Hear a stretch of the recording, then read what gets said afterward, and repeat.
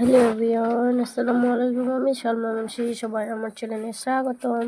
আজকে দেখাবো একটি নতুন রেসিপি। এটা হলো ভেজে রাখা পটল, মাছ, রসুন, পেঁয়াজ সুন্দর করে ভেজে নিয়েছি এবং ঝাল শুকনো মরিচ ভেজে নিয়েছি এবং এটা সুন্দর করে ভর্তা হবে। এই ভর্তায় খেতে দুর্দান্ত এবং এটা যারা যারা খেয়েছে একমাত্র তারাই জানে যে এই রেসিপির কত সুন্দর খেতে, এবং এটা অনায়াসে এই ভর্তা দিয়ে এক থালা ভাত খাওয়া যাবে। এটা ট্রাস্ট মি অনেক সুন্দর একটা ফ্লেভার। এটা আমি এখন শিলপাটার মধ্যে দিয়ে নেব।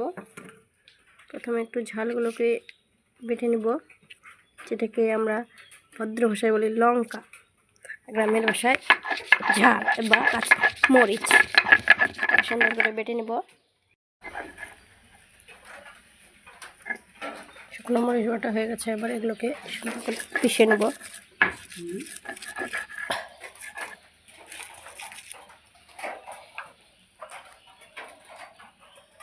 এগুলোতে লবণ হলুদ আগেই দেওয়া আছে, তাই এগুলোতে এক্সট্রা করে কিছু দিতে হবে না, এবং সুন্দর করে মিক্সড করে নেব।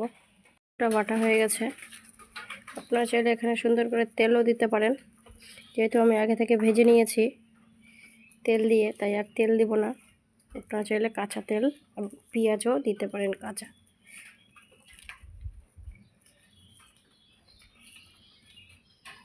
এটা হচ্ছে পটলের ভর্তা।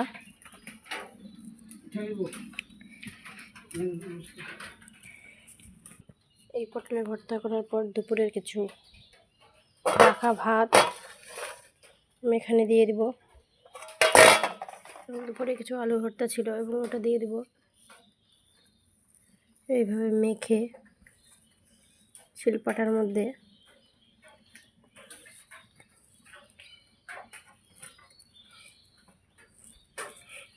Just byte.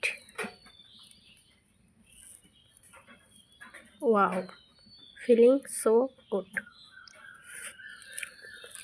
দুর্দান্ত। এর মধ্যে একটু পটলের ছানা,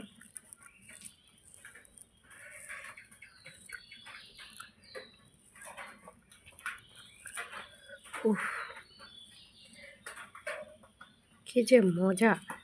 আপনারা না ট্রাই করলে বুঝতেই পারবেন না।